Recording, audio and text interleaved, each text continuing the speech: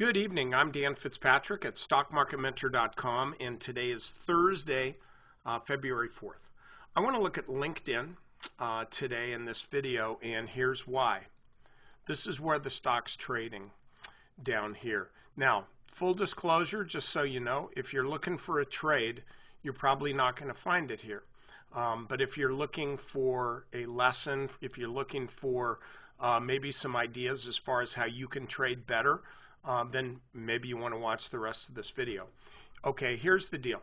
A company actually beat earnings estimates, but their guidance was like horrible, just really bad, which takes the stock down to levels that it hasn't been to in a few years, right? Now, you can say, oh, well, we're going to bounce here. Okay, great, good for you, maybe so. The point is, there are actually a few different points. First of all, the market looks forward, not in the rear view mirror. And as soon as earnings are released, it's in the rear view mirror. Nobody cares anymore. And so when guidance is given and it is weaker than the market expects, it doesn't matter how great the earnings were that are just being reported, the stock's going to go down. Again, if it's weaker than expected. Now, let's reverse engineer this. If they guide down, but the stock moves up, well, then I don't care what the, quote, whisper number was and all that other stuff. If the stock trades up, even though guidance is down and it's worse than estimates, you're just looking at the wrong estimates. The market is reporting the wrong estimates. Whatever your source is wrong, because a stock will only move up in response to, bad guidance, lowered guidance, when that lowered guidance is actually better than expected. Now, here's what I want to talk about, though, in this video. I want to look at the aftermarket. And this is really why. What I'm talking about here is risk management. We're even going to go to the 1-minute chart. And what I'm talking about is this: knowing when you are wrong and taking action. Okay, stock trades down here. Rebounds. I've got 3 standard deviations here on these Bollinger Bands. So the stock's kind of not supposed to be outside these bands for very long, and it wasn't. So you're looking at the stock coming down here below 150, right? I guess right around 150, and then rebounding. Now, you are looking at, let me get this, hang on. Here. You're looking at this as an indication that this is the bottom. This is the low right here. You don't generally trade in after hours because those are the badlands. Nothing really good happens there, at least not very often. And so you say, well, you know what? I'm going to take a stab at this because I think this is the bottom. Now, this is the only reason you are buying this stock. The only reason you're buying it after hours is because you think that this is the bottom. Why? Well, because 1 minute later, you got a higher low. Stock is right up about where it was here. And again, this is on a 1-minute chart, but this is your thesis. So where are you going to put your stop? Well, you don't really want to put a hard stop in there after hours because the stock kind of trades so volatilely with so much volatility that you can kind of get stopped out,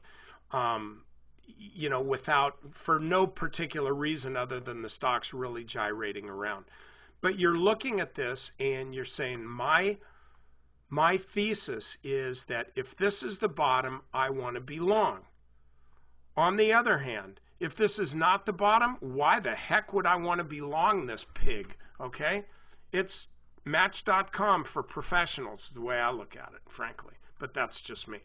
So you buy the stock 155, even 156, 157. But your stop is right here.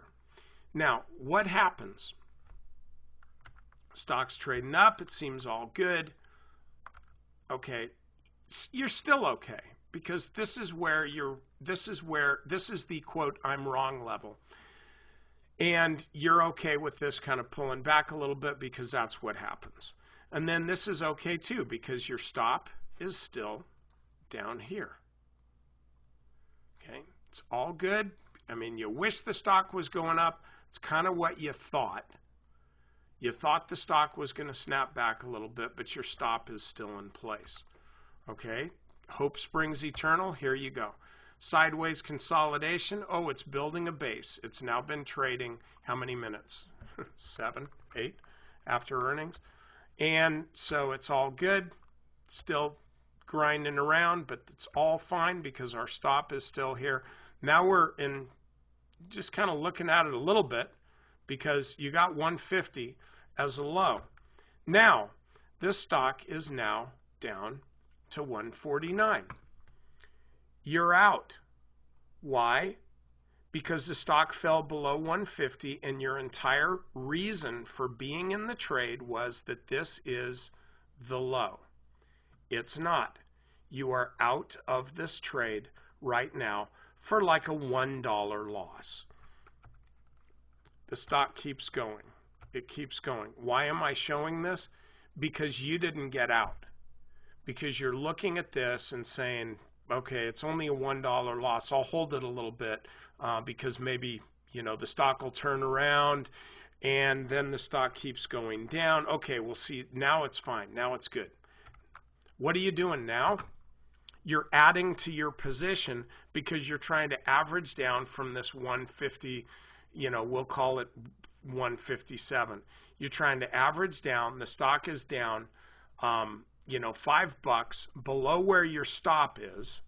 Your stop was $7 below where you bought it, 157. And so you'll double down and then make your money back on this little bounce here. It's all good. What a wonderful day. So the stock keeps trading. You're making your money back. You're happy. And now the stock falls even lower. What have you done? You've doubled down on being wrong. You're not wrong just once in buying here. You're wrong twice in setting your stop here and then not adhering to your stop. Then you're wrong 3 times by buying this, and then you're wrong 4 times by not having a stop here. And the stock keeps going down. Now, what are you doing about here? Right around here. Well, let me finish the rest of this video. Here's the moral of the story. You're in here initially, 155, 157, whatever it was. You had a clearly defined risk of about 4%.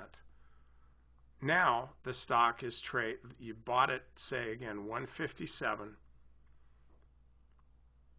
Now you're down over 10%.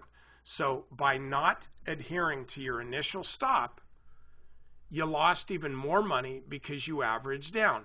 But here's the other thing that happens, and this was really the key point that I wanted to make with respect to this aftermarket, very, very fast trading. You can't even see the chart. You can't even see the price here. It's clear down here. So after you bought and the stock starts drifting against you, what are you doing? You're zooming out. You're coming back to the daily chart because you want to get a new frame of reference. Your initial deal was 150 bucks. If it falls below there, I'm out. You didn't get out. You did what you did. It wasn't good. Now all of a sudden, hope again springs eternal, but fear lasts forever too, at least as long as you're in the trade. So what are you doing? You don't want to be wrong. You don't want to take your loss because when you do, you're going to be kicking yourself because, dang it, you knew you should have sold when it fell below 150. And so by taking your loss at 140 or 138 or something, what you're doing is admitting that you were wrong like multiple times. So you don't want to do that. You're looking for a reason to stay in. That is when you're zooming out, you're looking at levels, and suddenly you're thinking, well, wait a minute. This stock is down, 25% over 25%. It's definitely due for a rebound tomorrow. And it may very well be. The moral of the story, though, is this. When you make a trade, whether it's aftermarket, during market hours, whether it's an investment, whatever the case may be, you need to have a plan for getting out of the trade. You need to know why you're in a trade, what your objective is, what your oh crap, I'm wrong level is. And once you know those things, you have to stick to them, because when you don't, the one time that you don't is the one time that the stock is going to keep moving against you. So let's just say, hypothetically, by the way, the stock could be up at 155, 160, 170, who knows? This thing could reverse and move up to 200 tomorrow. But my point is, now you're taking a loss to bed with you. You bought the stock after hours, it didn't do what you expected, you doubled down, and now you're not sleeping well, and what you're hoping is that analysts don't downgrade the stock tomorrow, that money managers don't just continue to sell the stock as they have done on other, kind of high flyers. Not that this is a real high flyer here, but let's just say it's a high PE stock. Money managers have really taken these things down like more than one notch. So you're hoping that the stock doesn't continue lower tomorrow. And again, feeling like a fool. This is what I want you to be doing in the future. First of all, no revenge trading. If you lose money on this stock, you lost money on this stock. Too bad, so sad. Let's move on. You stick to your stop loss, and then you're out. Then, in the morning, if you just get a bad case of the can't help it's, and for whatever reason, you are fixated on LinkedIn, you can always be day trading this the next morning. You can trade the down gap, and then if the stock starts moving upward, then you can buy it, because that's what you were doing in the after hours right now.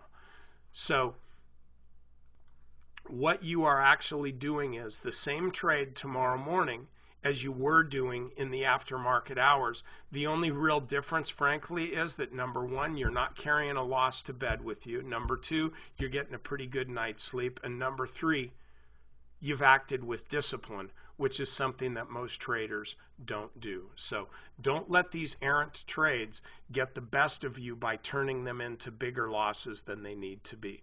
Stick with your plan. And by the way, before you can stick with your plan, you got to have one. So make one of those before you trade.